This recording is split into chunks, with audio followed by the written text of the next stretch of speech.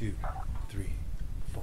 Sometimes we need to slow it down. Take a look around and breathe. 'Cause these times go by so very fast. Moments never last. Just breathe. Breathe in, breathe out. Quiet, be still, don't shout. Love is what it's all about. Breathe. Sometimes when you feel you've had enough, living is just too tough. Just breathe. 'Cause you'll regret when these days are past. Your friend just seen your last. Just breathe. Breathe in, breathe out. Quiet, be still, don't shout. Love is what it's all about. Just breathe.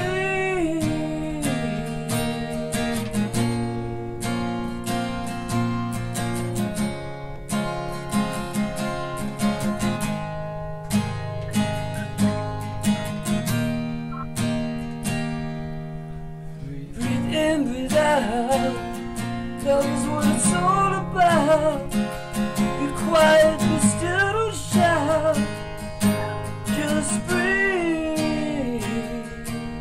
Just love. Just love. Just love.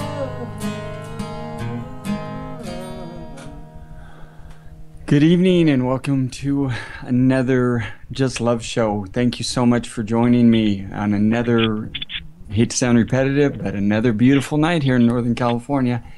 Like we do every show, want to take a moment, take a deep breath, think about all the things we have to be truly grateful for, and there's so much abundance in our lives that most of us overlook, and it's really important for me that every show that we really dig deep. Just close your eyes and sink into your soul and just think about all the things in your life that you have, not the things you don't have, not the things that society tells you you want to have, but the needs that are actually filling your life every day. Just the very art of taking a breath, the very beauty of taking that breath. Okay, now before I get to my guest, wanted to start off by doing our little segment where I share something that I've been, one of my writings that I've been doing over the past 5 years every day that come to me from my meditation. As I said before, I'll scan through stuff and try to find something that fits the guest I have for tonight. And so this is what I picked for tonight. For too many civilizations and generations has humanity crucified itself, war after war after war, leaving now gaping wounds in our collective body, bleeding without control. Today the old ways of man must die, so that we may resurrect, our slate washed clean, forgiven our sins against ourselves and life itself. That we may at long last this moment ascend, reborn, remade, reincarnated, remembered, one forever in love. For if we as a species do not make a decision that we want to be something that is life-sustaining, then whatever you or I decide to be or do is of little consequence to the future of this experience. And then, as always, I follow this up with a quote by someone of a higher level of intelligence than me. Sustainability, ensuring the future of life on Earth, as is an infinite game, the endless expression of generosity on behalf of all. And that's by Paul Hawken. Now, before I get going into my guests, I was noticing as I was reading over his bio, he's actually a best friends with my friend Paul von Hartman, who's been on the show. Both Roger, Christie, who I'm going to be introducing more formally here in a second, and I spent short stints in the military. It's interesting how just if you're awake and aware at all in your life, real quickly you see behind the illusion and you're just, wow, this just is not for me. And you see how they want to brainwash and control, and the manipulations that go on as far as the media, the untruths that are being told that take oftentimes desperate young men to sacrifice their lives on behalf of the very wealthy, because that's really what war is at the end of the day, is economy. And it made me think, I'm not sure why I want to share this story, but one of those stories about somebody who had an awakening through war, I met a few years back. My great-grandfather was Lakota, and I've taken very seriously trying to help out with any of the indigenous causes.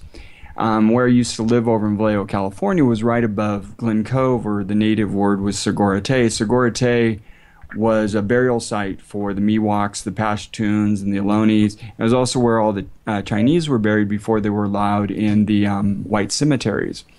So we started protesting down there because they were going to put in a waterfront park and basically, take big heavy equipment, machinery, bulldozers, you name it, and dig up these graves of these people's ancestors. And we had a sacred fire burning teepee down there for 4 months, and they asked me to speak on their behalf one night at a community gathering at one of the local schools. And I was joined that night by a gentleman named Canyon. Canyon was Big Bear King's son, and Big Bear King was one of the organizers of the protest on Alcatraz. He was also the gentleman who carried a cross on his back all the way from Napa to Sacramento. Canyon got up and he gave one of the most impassioned pleas to our collective humanity that I'd ever heard. And the reason I share this story is Canyon had gone over to fight in Vietnam, and he was in the middle of the jungle and he saw one of the enemy, and he realized that this was his brother, same skin, and he laid down his gun right there in the middle of the battlefield and walked off and said, "I'm not going to kill my brother." And then he shared a story with the rest of the crowd there that night, and he said, these aren't just your ancestors. These aren't just my ancestors. These are our ancestors. So what you do to disrespect me and my ancestors, you do to disrespect you and your ancestors. You do to disrespect the whole, all of the creation under the Great Spirit. And sometimes going to war or going into the military, gives us this perspective that we wouldn't have. Anyway, don't know why I segued into that, but I wanted to share that story. So anyway, before I get to Roger Christie, who is the founder of the THC Ministry in Hawaii, Roger spent 50 months in jail for doing what the government had sanctioned him to do, and now is actually looking for him to give them guidance as far as their cannabis policy in Hawaii now. I thought it was a really amazing sort of coincidence and piece of synchronicity that Tommy Chong was on one of the afternoon talk shows today, because he is on, of all things, Dancing with the Stars. And he was talking about how he had cured prostate cancer with hemp. And they were asking him if he gets high from hemp, and he went into this whole medical, all the medical uses for hemp and cannabis. And I just thought, wow, what a great thing to have on before the show today was Tommy Chong actually publicly starting to educate people about using hemp and cannabis to cure cancer. So I want to introduce Roger. His journey has, in many ways, I just feel a kinship with him, because he sees, as I do, this connection between marijuana and love. They're both in some ways panaceas, and I personally believe that marijuana is the physical embodiment of love on this planet. I know it might sound trite to some, but if you really think about, and Roger will go into great more detail with a great more expertise than I am, and tell us about all the wonderful things that cannabis can do for our bodies, for the planet. And without further ado, I want to welcome Roger Christie to the show. Roger, thank you for coming on. Hi there, Kip. Aloha to you and everybody out there, as they say, within the sound of our voice. Well, we've reached as far as Siberia, I know that. That's pretty great. Yeah, you never know. I mean, we're having a conversation, and it's like 1 equals infinity. So we're talking to the whole by talking to each other, and it's a beautiful thing. Thank you for the nice welcome. Like I said, it's a pleasure to have you on, and the more information we can get to disseminate all the bad information that's been fed to us over the past 77 years about this truly remarkable plant, it's my mission to do so. Nice, and mine as well. I'm happy to help in any way I can. So I know you started off in New Jersey, in rural New Jersey, and anyone that says I was schooled in rural New Jersey is a friend of mine automatically. So how did you come to be the THC, the founder of the THC Ministry? It wasn't just a little, going off to fight in Vietnam that you were being trained for. You had a commercial pilot's license, and you were being trained as a G2 analyst. You might want to explain a little bit about what that position is, just so people understand how far removed that was from where you are now. Okay. Well, I was born in Steamboat Springs, Colorado, back in 1949.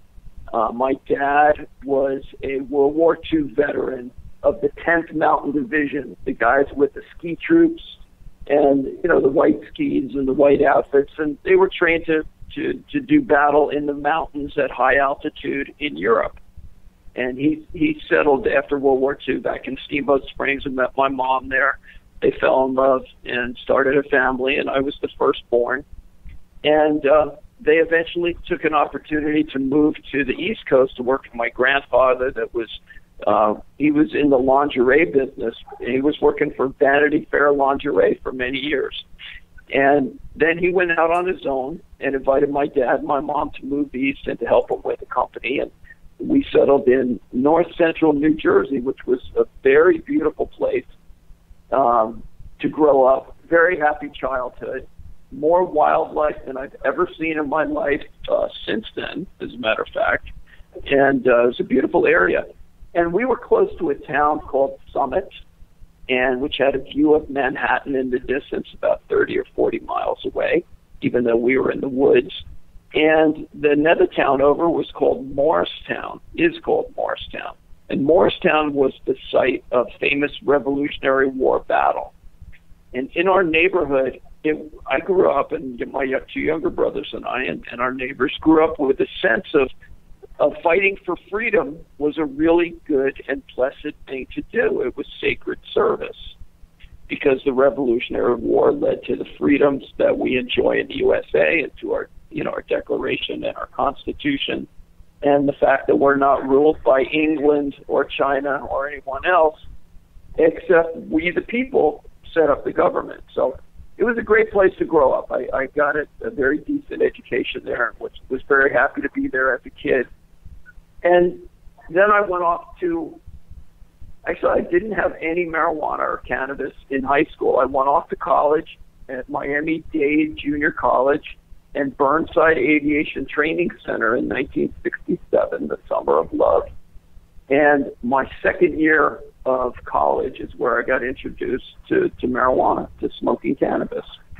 And what's fun for me is I still have a photograph, and I put it on years ago on the internet, of the guy, the good friend of mine, Bill Walters, that turned me on to cannabis the first time, some Colombian cannabis. And I had an absolutely wonderful time the very first time getting high. I had been a binge drinking teenager. My dad is full on Irish, and I'm 3/4 Irish, and that's kind of sadly or jokingly called the family disease, is alcoholism. Oh, I've suffered from that. I've suffered from that Irish blessing in my life. Yeah, so you know it, and it's tragic. It's a very, very damaging thing. So without knowing it, I became a binge drinking teenager, and I saw my dad become an alcoholic, a full-fledged alcoholic, and also my beautiful grandfather, my mom's dad, become a full-fledged alcoholic. I mean, two beautiful gentlemen with great, morals and values and character, and that alcohol really took them down a very bad road. It's very disheartening to witness. I don't want to get too far into the alcohol thing, but I struggled well, for probably 20 years of my life, I drank over a fifth of vodka every day without fail. And then I quit drinking, just cold turkey, said enough. And by the time I did, I'd lost 50% of my liver function. And, now and I don't judge people. I'm not like, hey, you want to do what you want to do. I'm fine with that. But I find it almost impossible to be around people who drink heavily. It's just, you watch this wonderful people, as you said, just instantly, within a matter of a couple drinks, their IQ change, their personality change, the things that they care about change. I mean, it's really a frightening drug. That's true. Well, thanks you for sharing that truthful and painful history and personal experience. What I found, Kip, was that cannabis was a barrier substance to me. When I got high the very first time, it was August of 1968. I can remember it very clearly. It was as if the smoke or the substance, the plant, said, "Let's be friends." It was so gentle and kind to me and fun and uplifting, and I felt so good. It was as if the plant very clearly said, "Let's be friends." And from that time on, from that day on, my desire, my unconscious desire for alcohol was reduced. And I grew up, I'm 65 years old now. That was when I was 18. I've had a very healthy relationship with alcohol for the most of my life since I had my first puff of cannabis. So some people call it a gateway, and others call it a barrier in a very good way to keep us satisfied and feeling good so that we don't hunger for other mystery powders and mystery substances and alcohol and maybe cigarettes or other things or pharmaceuticals that are more damaging. So that was how I first started out with cannabis, and I felt right away that it felt like it made me a better person, and it felt like it made me more caring and sharing and loving. It made me a better son and a better brother and a better friend, even to people that I didn't know. So it set me on a path there was no question about it that I was on the cannabis road in a good way, and I was going to continue on the cannabis road because it fed my soul, it fed my body, it fed my mind. I felt it was a mind expander. It was called a mind expanding substance, consciousness raising substance. And of course that felt good. And even though sometimes, and actually to this day, I can, not to be in judgment, but I feel like some people haven't had mind expanding substances and they just can't get a concept. Like sometimes I can't get a concept. I need to open my mind to things and feel like I want other people to open up to the blessings and goodness of cannabis so that they can have the love that's offered there by spirit, by God, as Paul von Harpen calls it, by the great you name it. I've made the joke, if we took all of our world leaders and locked them in the United Nations building and got them all high and let them order pizza, I think most of the world problems might be solved. Well said. Hey, that's very well said. That's funny. Put the smile on my face just to even think about it. And I would like to share some good news with you and the audience that just happened today in Honolulu. And it really puts a smile on my face. There is a full, let's see, it's 2/3 of a page on the editorial section of the Honolulu Star-Advertiser today, which anybody can find online at staradvertiser.com. It says Insight is the title of the page, and the headline is War. What is it good for? ? And this big article is written by Gregory A. Daddis, D-A-D-D-I-S, and it turns out that Gregory Daddis is a history professor at West Point, and he's a colonel. And how do I know he's a colonel? Because I called him up today, and I left a message thanking him for his amazingly mind-opening and insightful article here. He quotes there's an old song, I think, from the 60s or 70s, and one of the lines is, "War, what is it good for?" And in the last paragraph of Colonel Gaddis's article here, he says, so we've come back to that song's question, war, what is it good for? And we have to at least consider the song's answer. Absolutely nothing. Thank you, Edwin Starr. Yeah, and that's the end. Who's Edwin Starr? He was the one who recorded that song, I believe. Oh, right, cool. I didn't know that. Good one. Yeah, and then Bruce Springsteen did a remake of it. But do you know, a couple, I think July before last, I ran across an article, and they were doing a study in or some research in Finland on war, and what they found was that this idea that war was innate to the human experience Excuse me 1 second. Okay. Hold on 1 second, please.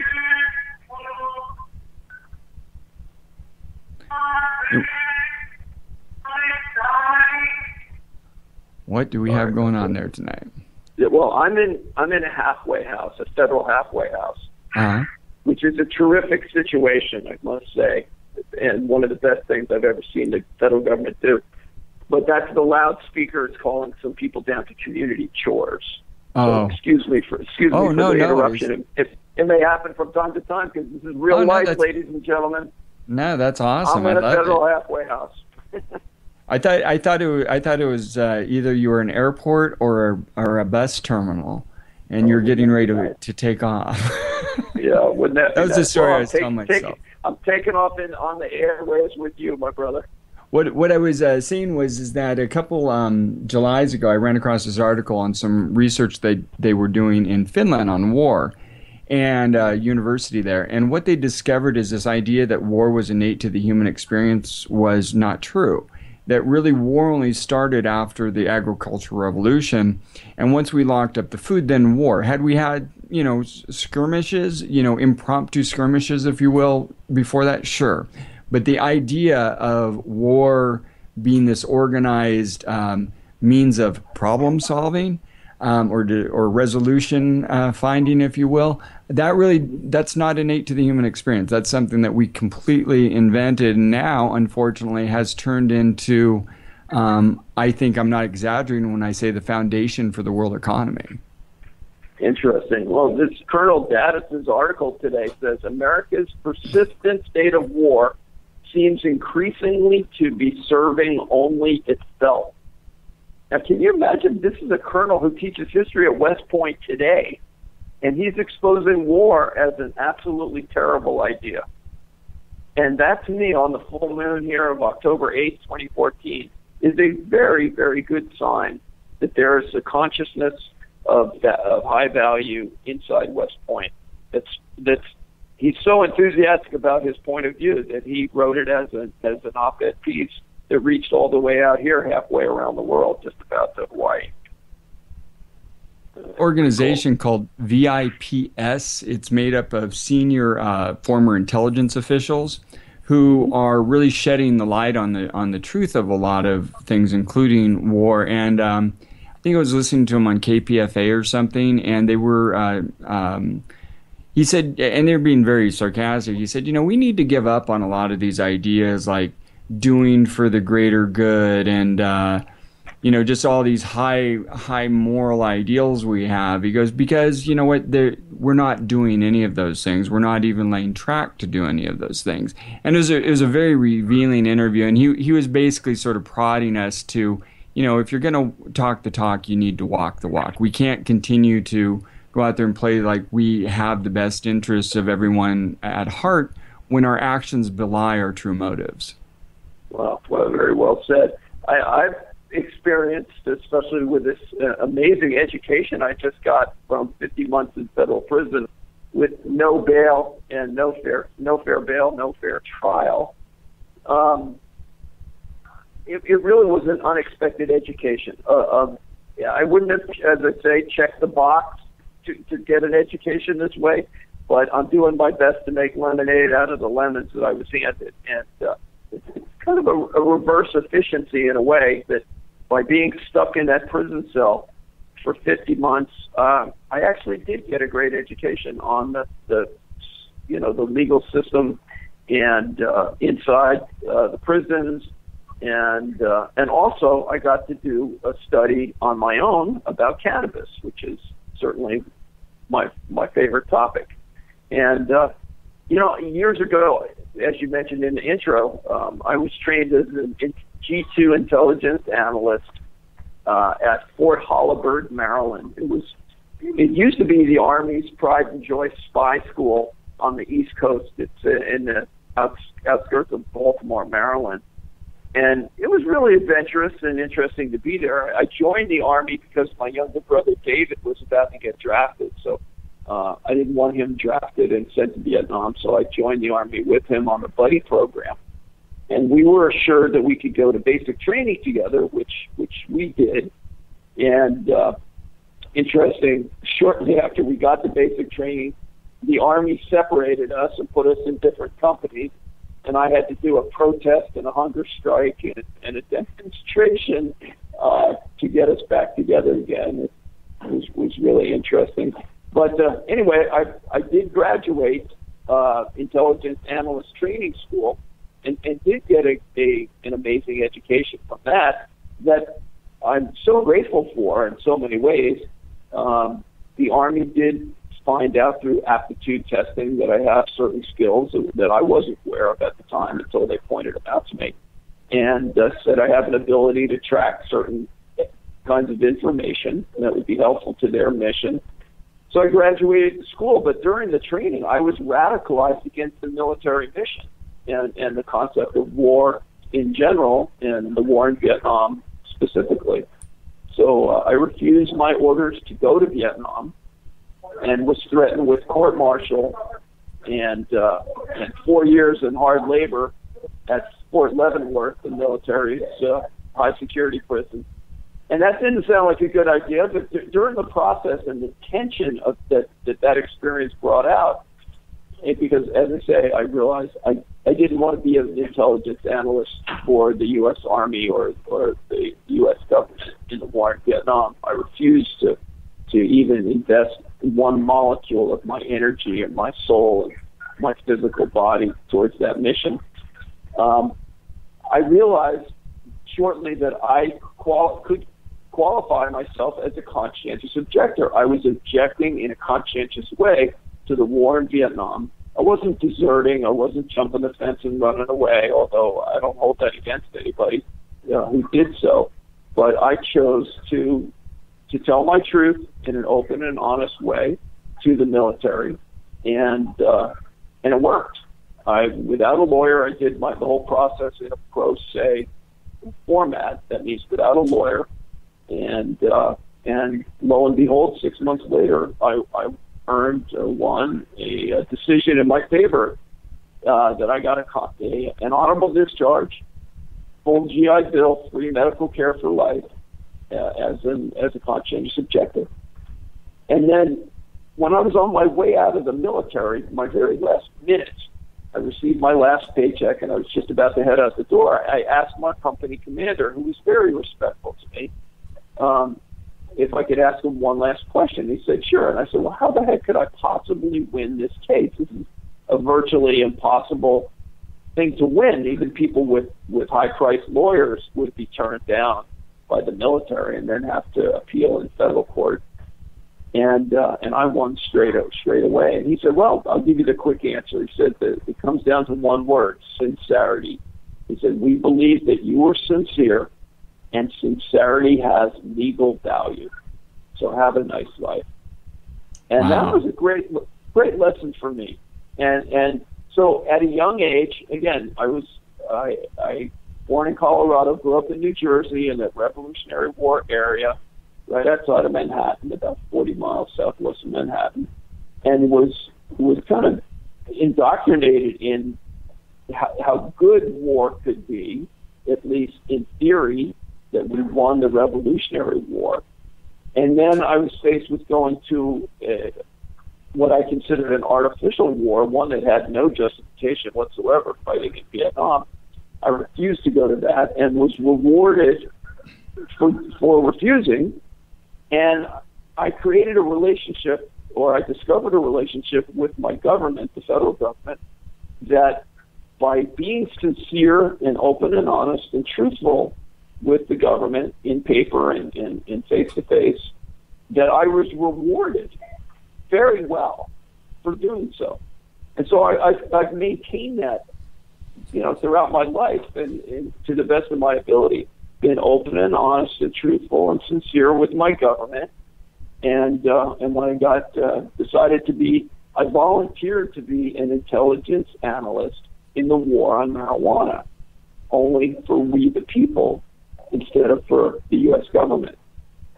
And that happened when I moved to the Big Island in October of 1986.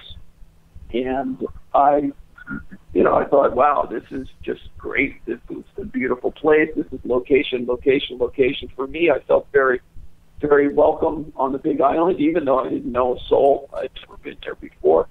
It felt like home and family to me in a very, very new way. And I took some time to investigate myself and what my motives were in life and why I thought I was here on the planet, what I could best do with my life force and my life energy and my time here, however long that might be.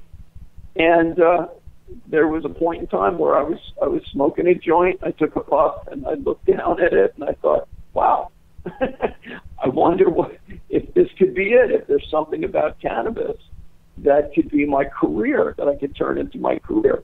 And since it was my passion to enjoy the smoke, and I just decided, I got committed to the cause in late 1986 of being an intelligence analyst in the war on marijuana, and to start researching and keeping track of charts and graphs and position papers and votes and stuff like that. And that path led me to the Hawaii Cannabis THC Ministry many years later. What exactly were you gathering information on with regards to cannabis at that point in time? Well, I don't know if you or how many of your listeners know that back in the mid 1980s, the Big Island of Hawaii, called Hawaii Island, nicknamed the Big Island, was ground zero in the U.S. government's war on marijuana. And why is that? That's because, according to DEA statistics, more cannabis was grown annually on the Big Island of Hawaii than any two states in the mainland put together, including California. Now, that's a lot of tonnage came off, because the Big Island's very rural, and it's got almost a year-round growing conditions. And it just took off, I guess, in the 70s with visitors, locals and visitors from California and that coming to the Big Island and people moving there. And also the lack of enforcement growing marijuana or cannabis on the Big Island in the late 70s and the 80s became the thing to do. And many people, even people with just straight jobs, had little patches in the backyard. And the thing took off. Plus, there was massive acreage of sugarcane plantations from 100 years ago, and sugarcane plantation towns and stuff still existed when I got there. And people realized that the sugarcane was pretty much unguarded most of the time. And we're talking, one company had 30,000 acres, and there were about a half a dozen companies on the island at the time. So we're talking hundreds of thousands of acres of sugarcane. Excuse me.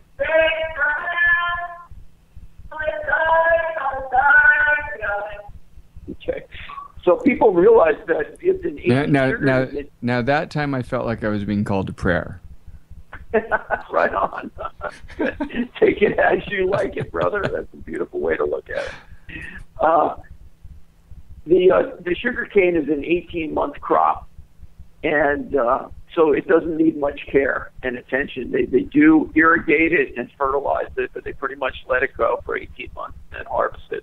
So people realize that, wow, cannabis is a 120-day crop, that they could sneak into the sugarcane field, cut down some cane, and put in bags, grow bags, or dig some holes, or plant some seeds. And the sugar company was essentially irrigating it or watering it and paying for the fertilizer, and all they had to do was come back 120 days later.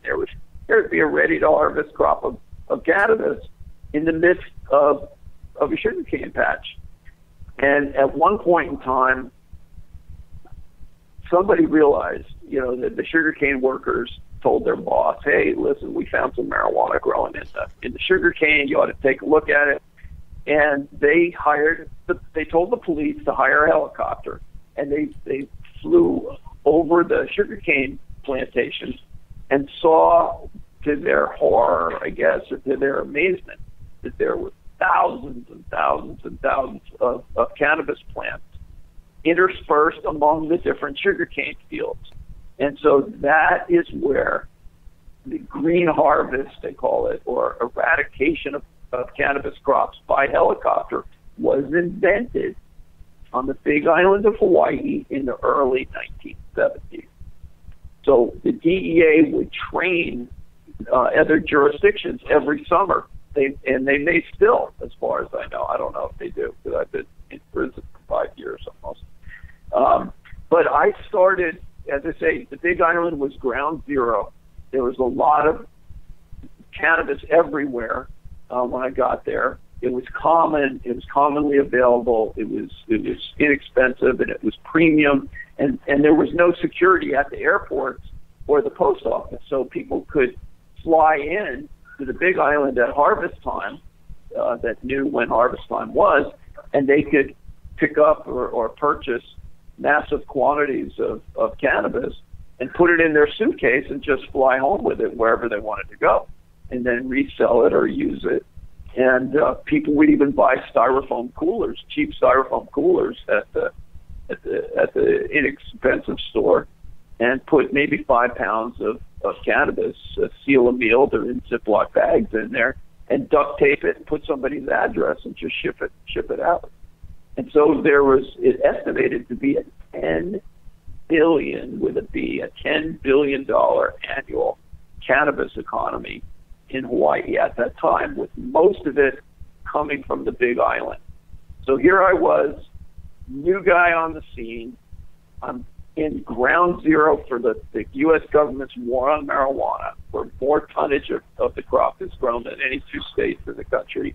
And I just became dedicated to learning enough about it and protesting the war and giving speeches and writing letters to the editor and lobbying the county council and the mayor and the police and the legislature to legalize it.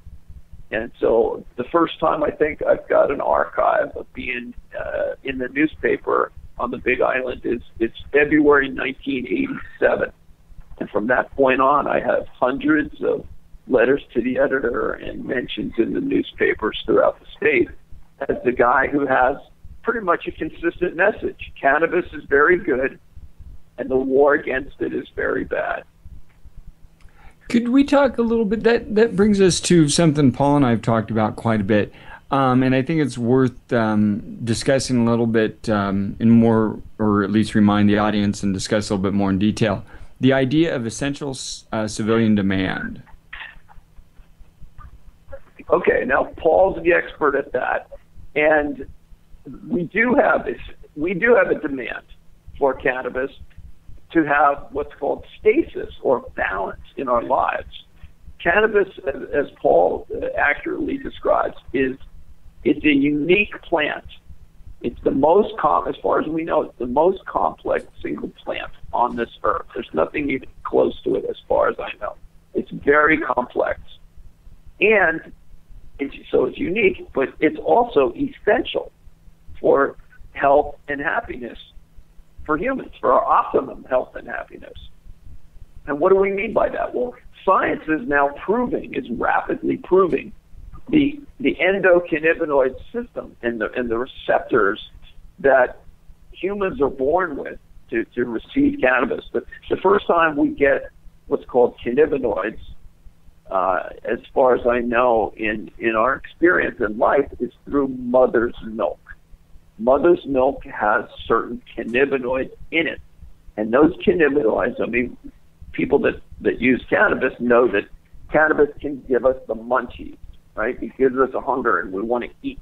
Well, that's a very healthy thing to be able to have that desire to eat and to take in nutrition. So newborn babies that are given mother's milk and have that instinct to suck, they are ingesting cannabinoids that makes them want more of that mother's milk.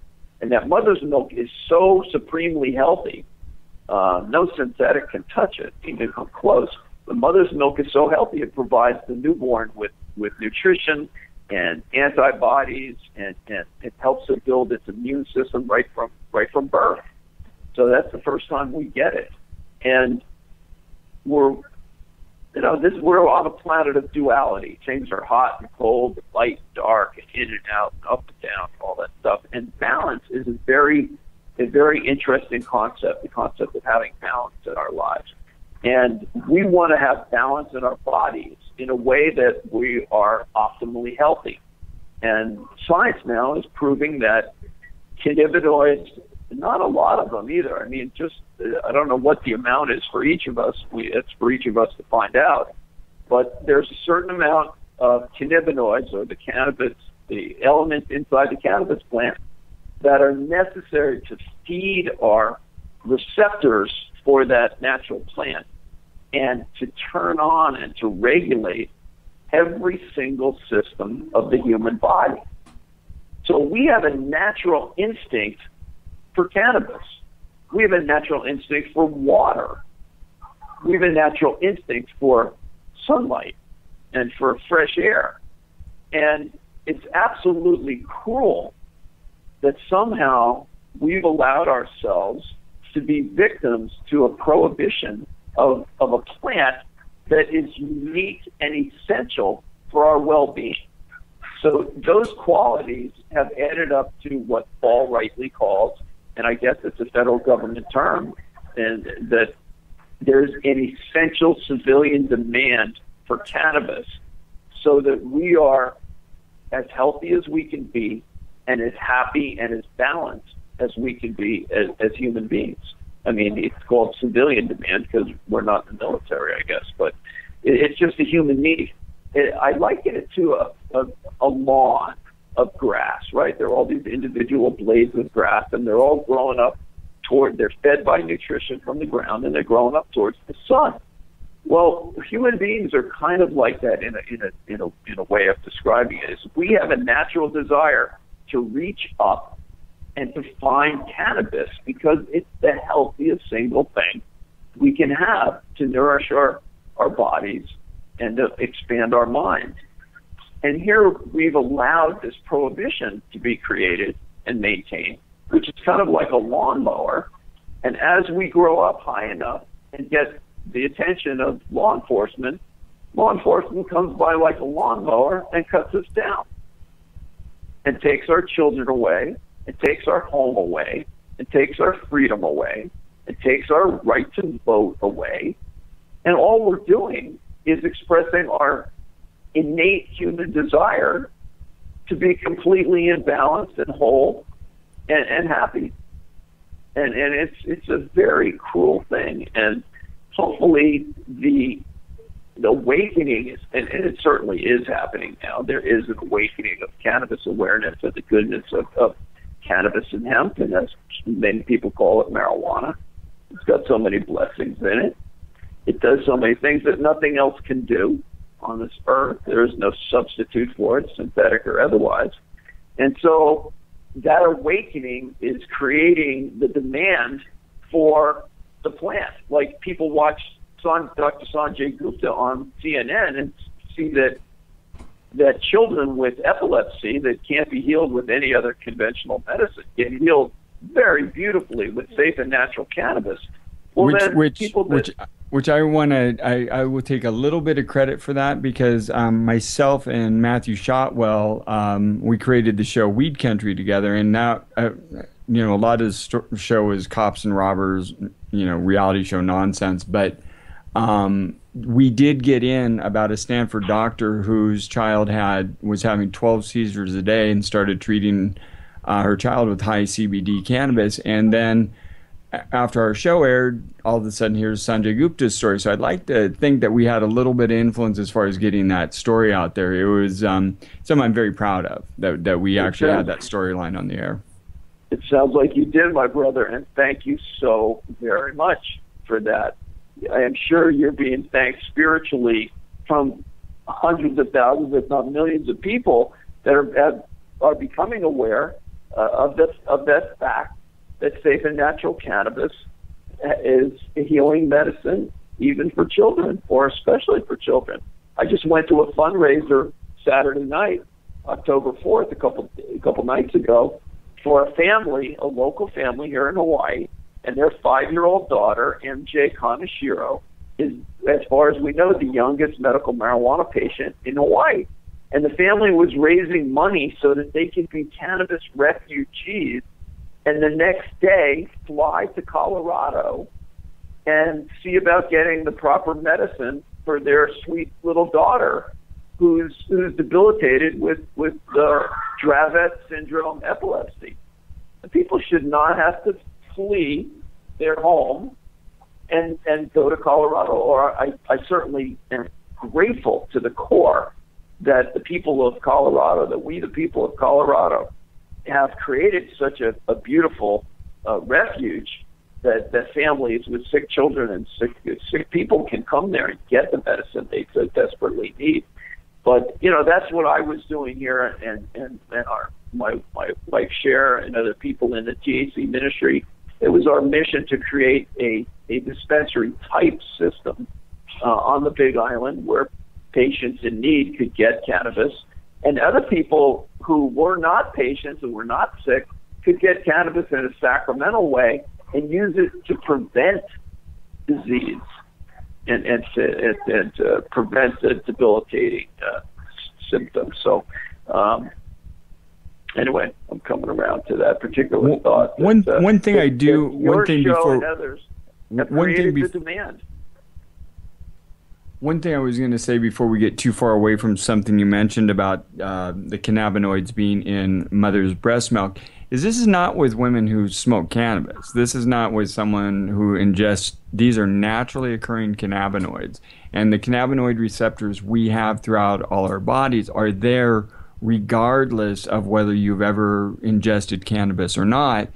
And when it comes to the idea of essential civilian demand, what a lot of people don't understand is that during World War II, all our uniforms, all our rope, there's a whole Hemp for Victory. In fact, it's on your website, that you can go out and see these videos that's why we won World War II, was because of the hemp plant and the fact that it can be used for fuel, food, medicine, recreation, as a soil with its phytoremediation qualities of cleaning the soil, they planted it around Chernobyl, it cleaned 80% of the radioactivity out of the soil. As Paul loves to point out, the terpenes that releases into the atmosphere helps clean the atmosphere as well as leaving a negative carbon footprint during its growing cycle.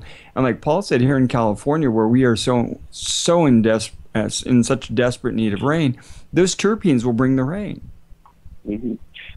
Kip, how much more time do we have in this show? As much time as you like. Oh, okay. Well, good. There's things I want to talk about here and get to. I just wanted a heads up on that. Thank you very much.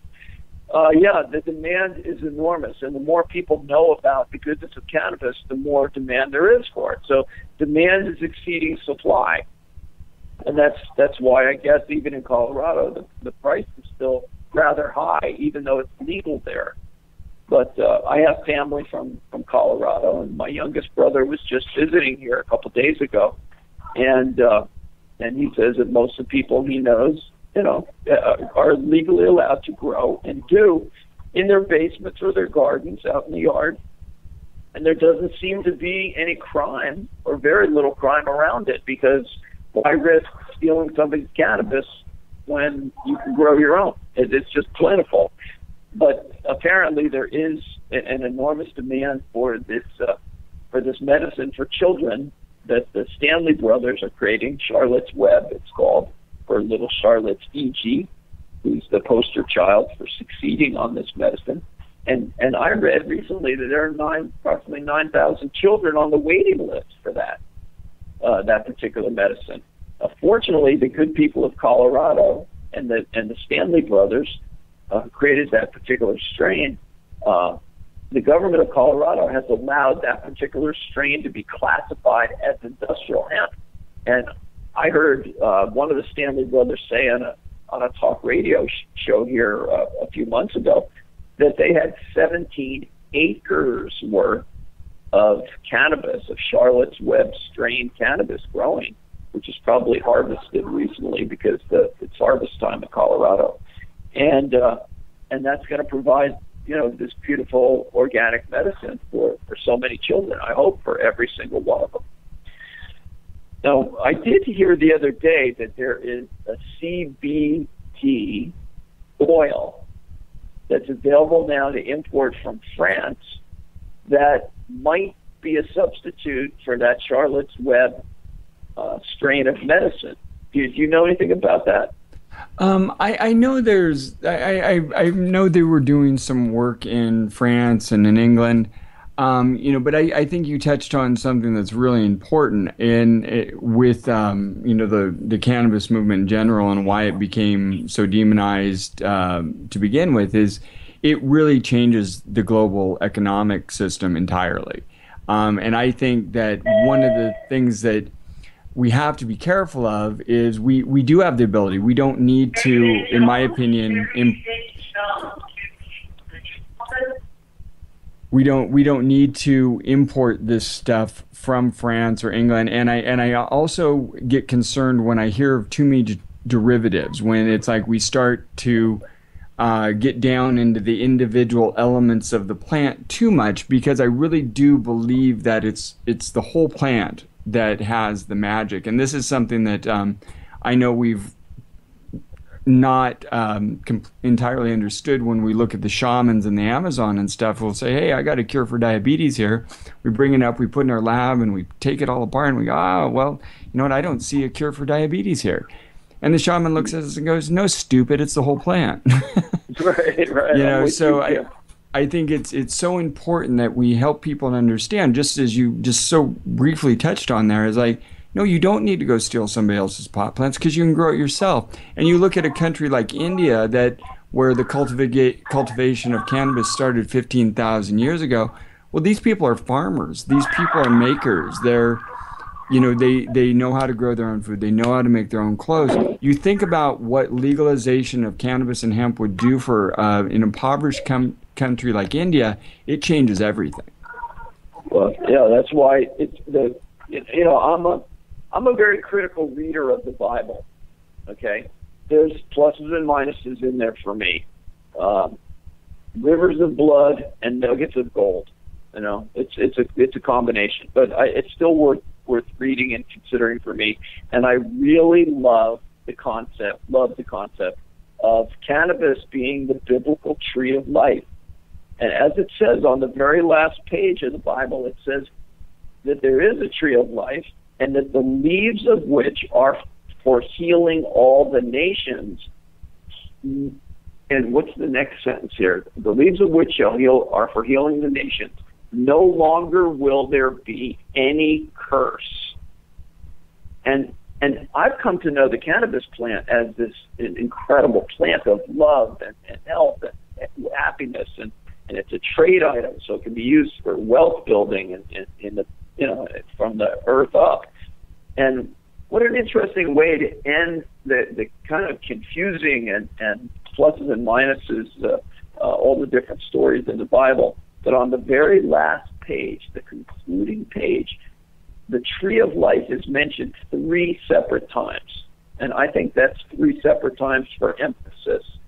And it's 3 separate times in a super positive way, which is pretty cool. So I put a lot of stock into cannabis being the tree of life, the leaves of which shall heal the nations. Now we know scientists and doctors and patients and people are finding out that that's absolutely true, that as Dr. Courtney and his wife Kristen have shown, that juicing the leaves of the cannabis plant gives benefits that some people call beyond nutrition.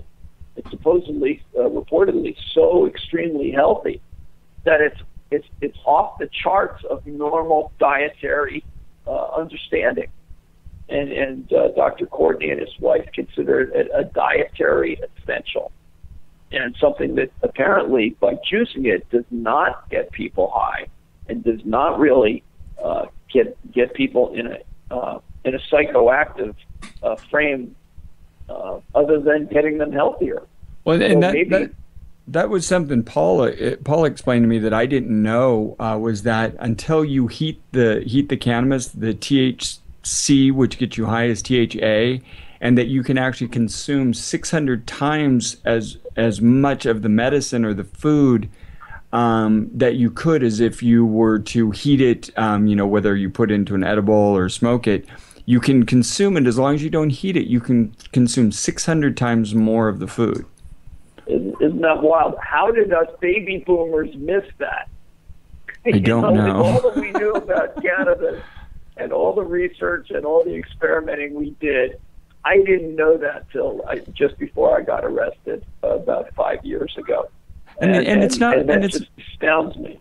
And it's not like there wasn't. I feel the same way. It's like I'm like, how did I not know all of this about this plant that I had such a great time with for so long? Right. When there's all these quotes from our founding fathers, the Bible, as you point out. Gosh, Jack Hare is a friggin' genius at this point. Yes, it's like how did they keep this so suppressed? I don't know. Well, one of the ways is called Operation Mockingbird. I don't know if you know about that. You ever hear of Operation Mockingbird? No, I didn't. Oh my goodness! Look it up. Google it at your convenience. Operation Mockingbird. In the 1950s, after World War II, the CIA was created, and they wanted to control information. They realized information is power, and it's part of what's used in any war or peace time as a way to herd people and put out a point of view that they wanted to be understood. So Operation Mockingbird is a real operation of the CIA that paid approximately 3,000 U.S. journalists a monthly stipend. In other words, they kind of put people on retainer. They went to Time Magazine and the Washington Post and the New York Times and all over the place, and on a regular basis gave people cash to keep them on a leash and to frame the news.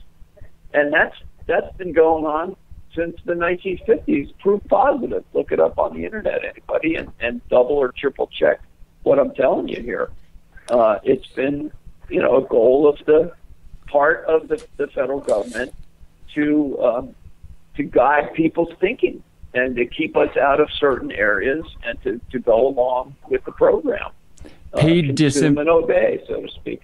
Paid disinformation experts, which makes me think about something you said that you experienced, the idea of sincerity and, and truth. And that seems something that more and more, I'm not sure what, maybe that was something that was true in the military. Maybe it's something that is still true on some level in the military. maybe there is, real belief in honor and trust and a lot of good values underlying that war machine. But on a governmental level, we've lost that sincerity. We've lost that truth. It's all about disinformation, and it's all about manipulating the lie, if you will. It's very hard. We've lost our Daniel Shores and our Walter Cronkites, where people from either ends of the spectrum go, well, at least I know that person's telling me the truth. We've lost the sincerity. Right. Yes, it's very sad. We've let it go, and it's been taken from us. And, I see the federal government as millions of mainly sincere people trying to make a paycheck and have a career and do something good for we the people. But behind the scenes, there's a very dark, giant, corrupt enterprise that's got kind of a smiley, happy face on the front door to fool the taxpayers and most of the people into letting it go. It's just really weird. Do you know where the word war comes from? Did I tell you this? Yeah, you told me that, but please share. I thought that was fantastic when you shared that with me. Yeah, because we talk about war a lot. And it's in the news, like constantly now. As far as I remember, it comes from the old German word for confusion. Isn't that that's kind of perfect. Now, on the other, okay, so we disagree with war, and unless it's, I guess, in our faith and absolutely essential that we protect our family and our neighborhood, and have to fight for that. But on the other side of that, what we want to be for is peace.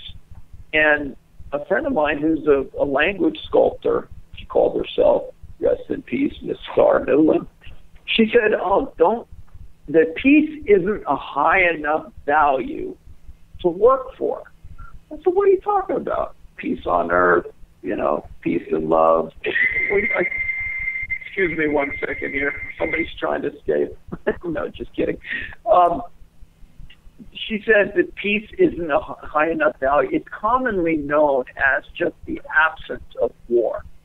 Okay? When there's no war, there's peace, right? But everybody's on a hair trigger. Not everybody. The military's on a hair trigger and could go to war at any second. So she said a higher goal to reach for and to intend and work for is harmony. Because that's where people work together and really get along. And that just, working for peace, it isn't quite enough. Wait. Pardon me. Okay. To my mind, it's about moving from a state of the collective consciousness being in a state of competition to being in a state of collaboration, which is how nature actually functions. Nice. I like the sound of that. Yeah, I used to say something similar. I'm for cooperation rather than competition. Same difference, for sure. Yeah, exactly right. Well, here's to much better days. One of the things I wanted to mention while we have time together here is that there is as I learned in religious science and science of mind classes to become a minister, is that there's a power for good in the universe available to each and every one of us at all times, that we can use our free will to choose to use it. And we can freely choose to have positive thoughts and good thoughts and do good works, to intend good things happen, or we can choose the other. But the power for good is available to us all the time. Absolutely. And no matter how depressed we may be, no matter how bad the news might be, we as individuals can use our free will choice and tap into that power for good. We can create a goal, a really good goal, an intention. We can pray. We can discuss something with other people. We can use affirmations to remind ourselves. And that, like, for instance, in the THC Ministry, we say, God, that's great. Please show us the blessings in this situation and hurry. We are safe, we are loved, and all is well. Now, to me, it's a very pleasant thing for my ears to hear my mouth say that. Because, wow, life is complex and it's confusing and there's way too much suffering going on here. The more you understand what's going on, it seems like the more suffering, we become aware of. And the more need for cannabis and other good things to heal it and to satisfy people. But it's so nice to know that we're God beings. We're the God being that's living in our own body. And we get to use that spiritual power, which I think is the software for the hardware of our physical being, to intend and to imagineer and to engineer goodness in our lives. And I learned a great lesson. It was really funny for me, and maybe you'll appreciate it. When I first got to the Big Island, I was sitting on a rocky cliff looking at the ocean, and I noticed out of the side of my eye, my peripheral vision, a black crab. They're called Ama crab, A''ama, Ama crabs. And this little black crab was skittering across the rock close to me. And when I looked at it, it stopped. And I thought, wow, it knows that I looked at it. it could feel my eyes on it. I thought, wow, my gaze, the power coming out of my eyes has power. There's a power there. It's with no words, no movements, no actions other than the power coming out of my eyes. I thought, wow, let me experiment with this. So I looked straight ahead out towards the ocean, and as I did so, I noticed, without really looking over, I mean, by looking straight ahead, that this little crab was moving again. And so I shifted my gaze, tried to not move my head or my body at all, just my eyes. And when I shifted my eyes to it, once again, it stopped dead in its tracks. I thought, wow, this is really interesting. I wonder how far the power of my eyesight goes. And so a couple of years later, I had created the Hawaiian Hemp Company in downtown Pahoa with Aaron Anderson. And, excuse me. My friends Aaron Anderson and Dwight Kondo. And I was on the front porch in this classic old little sawmill town at Pahoa with a lot of cannabis that's grown there. And I was looking across the street, and there was this nice-looking woman coming down the sidewalk, and she just caught my eye, and I looked over, and I was just admiring her briefly. I mean, there was no other contact, no other thoughts going on, just looking across the street, seeing a nice-looking woman go by carrying groceries. And as I did, she dropped an orange out of her grocery bag and had to stop and pick it up. And I thought, holy moly, did I have something to do with that? You know, by looking across the street and admiring her. And I don't know, that's kind of an unprovable thing, but I think there's something in there. So I started to notice my gaze and my personal power and try and use it for good as much as possible. And it's a beautiful thing. And one of the things that I noticed that I can create is a hug. Okay, my wife, Cher, God bless her, she likes to say in her correspondence, please consider yourself well hugged. And that's a nice thing to say, you know, to say, you know, I love you, sincerely yours, or whatever. Please consider yourself well hugged. So at Religious Science, I learned how to hug people in a way that's different than normal. What I noticed is that we normally hug on one side away from the heart. It's very common for people to have like a surface hug. Hey, how you doing? Let's have a hug. And you reach for each other, and you kind of have this light touch, and you hug on one side, and then you break the embrace, and that's known as a complete hug. But what I've learned is that's totally incomplete. There are two more steps if you really want to hug somebody and deliver a bunch of love to them. When you're done hugging on that one side that's so human to go to, say, wait a minute, before we're done, let's switch to the other side and hug on the heart side, heart to heart. Okay? And it creates this balance that you realize, wow, to hug on one side, I just won't ever do that again. It's just so incomplete once you've hugged on both sides. And then to take it another step further, say to the person that you're with, hey, let's take a deep breath right now that we're heart to heart. And you just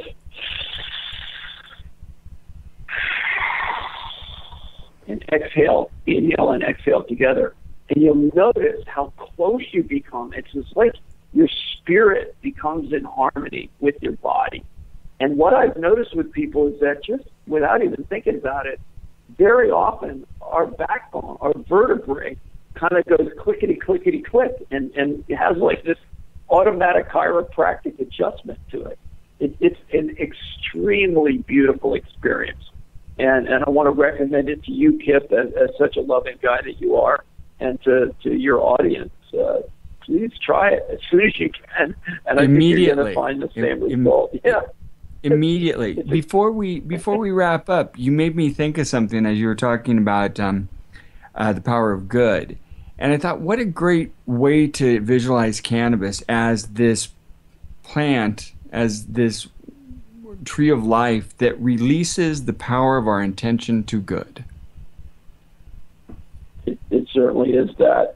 You know what I've recognized about love, and I wonder every single day, why won't more people embrace the goodness and the love and the benefits of the cannabis plant? What is so hard about it? And then I looked into myself, into my history, and I can remember having a beautiful girlfriend who wanted to marry me and give me the greatest gift of love that she had, which was enormous. And her capacity for love and happiness. She wanted to give me, and I resisted and didn't want to get married. And I put up a wall. I wanted to love her to the ability that I could, but I wouldn't say yes to being married, and I wouldn't let all that love in. And she passed me by eventually, and went and married somebody else. And I thought, wow, that's a very concrete experience where this enormous amount of beautiful, luscious, oh my God, she was just so beautiful and so wonderful, and I wouldn't let her in for some reason. And I think maybe that's what's going on with prohibition and resistance to the goodness of cannabis, is some people, like me, at some times in our lives, are unable to open up and allow this love and this goodness from the universe to nurture us, as much as it's able to do. Well, on that, we need to start wrapping up, and I agree entirely. And what I found just in that thought is that the work that I've been doing with love cannabis, they've been marginalized to the point of really frightening and becoming insignificant to people, unfortunately. And I experience this every day, and I think it's changing. But we still have a ways to go for people to open up that heart center again. Where can people find you, Roger, to find out more about all the work you're doing and follow what's going on in your life? Great. Well, I'm back online, thankfully, now that I'm in the halfway house. I have a website. It's old. It's THC-Ministry.org. And there's a lot of content in there, but I haven't updated it since I've been released from prison, which was only 3 weeks ago. So just know that. That's up until now. There's also a website that we created, and our good friend Mike Aiello maintained all these years that I was under indictment and in prison. And it's thelastmarijuanatrial.com, with hyphens or dashes between all the words.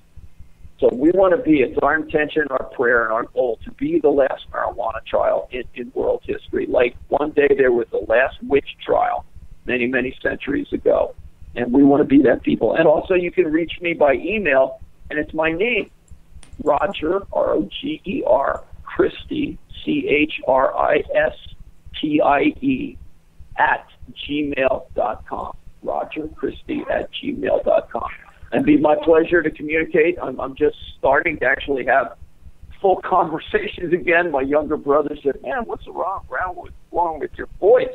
I said, well, I've been in prison for 50 months. I haven't had that many conversations. I kind of got out of the habit of exercising my vocal cords. So thank you, Kip, for giving me the opportunity to have a beautiful conversation about love and cannabis with you, and to reach out to your audience to Siberia or Thailand or around the block, wherever it is. Well, thank you so much, Roger. And I'll be reaching out to you in the next few days just to chat a bit. We're going to end the show with a song Roger suggested. This is by Joanne Osborne. It's called What If God Smoked Cannabis? And my guest next week is Fumi John Stewart, the Executive Director from the World Peace Prayer Society. So thank you again, everyone, for joining us. Thank you, Sherry, for giving us this wonderful platform. And I look forward to having you join me on the Just Love Show next week. Thank you, Kip. Thank you, Roger.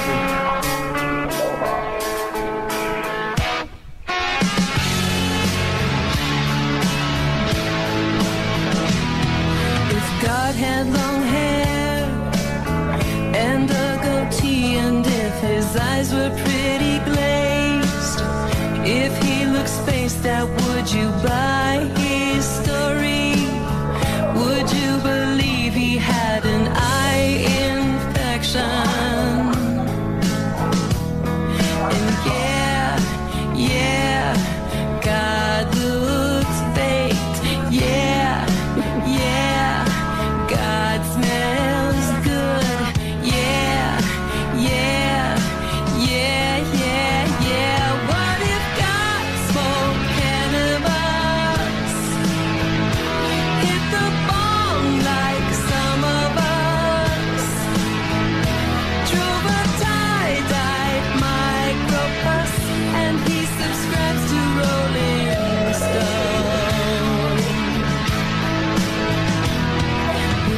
God made this place.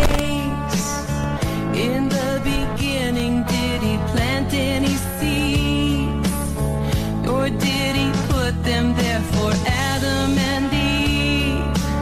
So they'd be hungry for the apple that the snake was always offering. And yeah, God rolls great. Yeah, God smells good. Yeah. What if God smoked cannabis? Do you suppose he had a buzz when he made the platypus? When he created Earth, our home? Does he like Pearl Jam or the Stones? And do you think he rolls his own up there in heaven on the throne? And when the saints go marching home, maybe he sits and smokes a bone.